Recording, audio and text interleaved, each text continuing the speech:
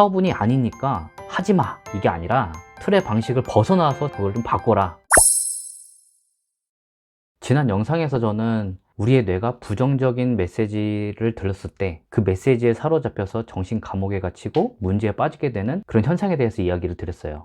저는 명리학 관련 상담과 교육을 하고 있고 기질 분석이라고 하는 이론을 만들었어요.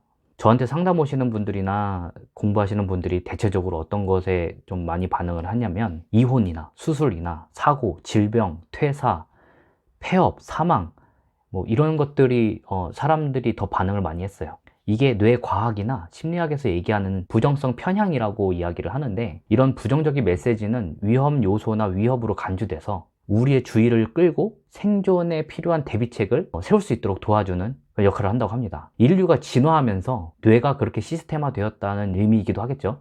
그래서 부정적인 메시지를 막 주입시키는 역수가들한테 뇌절당해가지고 저한테 찾아와 주시는 분들이 좀 많아요. 지난번 영상에서는 이렇게 얘기를 해드렸어요. 우리가 어떤 문제에 빠졌고 공포스럽고 불안한 메시지나 주변에서, 미디어에서, 유튜브에서 이야기를 들었다면 그게 점이든 직장에서 누군가 얘기를 했든 또 선배가 말을 해줬든 간에 첫 번째로 환경을 바꾼다, 두 번째 부정성 메시지를 역용한다, 셋째 기지를 활용한다, 이렇게 얘기를 해드렸는데 대체 메시지 기법을 어떻게 활용하라는 거야 궁금하실 거예요. 자, 우리의 뇌는 심플하고 간단하고 그다음에 부정적인 것 이런 거에 빨리 반응한다고 했죠. 사업을 하신다면 이렇게 하세요. 사업이란 게 결국 간단하지 않아요? 사고 팔고 그게 전부예요. 그럼 사람들이 내 서비스나 솔루션, 상품 뭐 그런 것들을 사게 하려면 어떻게 해야겠어요? 구매 심리를 확 당겨야 될 거잖아요. 구매 전환을 일으킬 만한 메시지 기법을 활용하라는 거예요. 그러면 구매 전환을 어떻게 일으키게 하나요? 그렇죠? 첫 번째로 일단은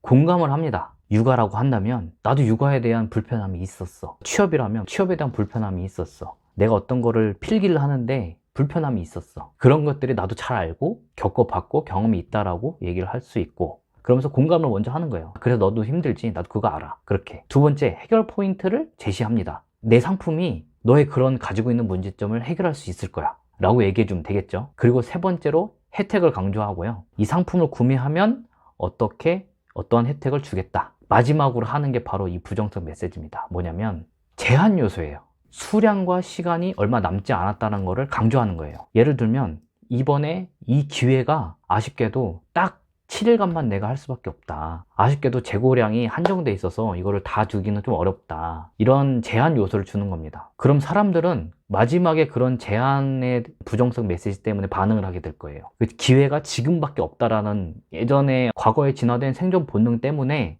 이게 마지막 기회다라고 생각이 들었을 때는 반응을 하게 됩니다. 이런 과정을 될 때까지 합니다. 이게 바로 사업운이고요. 이게 사업을 잘할 수 있는 전략이면서 운을 끌어모을 수 있는 방법이잖아요. 사업운이 아니라는 의미는 시기적으로도 아직은 뭔가 배워야 할 시기이기도 하지만 다른 이면에는 뭐가 있냐면 바꾸라는 거예요. 뭘 바꿔야 돼요? 내 사고랑 전략과 방법을 바꾸라는 얘기예요. 이렇게 접근을 해야 매출이 상승할 거잖아요. 그렇죠? 사업운이 아니니까 하지마 이게 아니라 지금은 시기적으로 뭔가 배워야 하는 때이다. 혹은 기존에 생각해왔던 그런 방식이 있는데 그걸 좀 바꿔라. 틀의 방식을 벗어나서 생각해야 한다는 얘기예요. 이것을 언제까지 해야겠어요? 될 때까지 해야 합니다. 그러면 사업이 당연히 성공할 수밖에 없겠죠. 이처럼 부정성 메시지를 역용해서 구매 심리를 끌어와서 사업에 적용하는 방법에 대해서 제가 구체적으로 설명을 드렸는데, 다음번에는 취업과 관련돼서 제가 얘기를 나눠보도록 할게요. 취업 관련해서도 좀 적용해 볼 수 있는데 비슷해요. 제한의 요소를 넣는 게 맞는데 취업할 때는 면접이라는 게 들어가잖아요.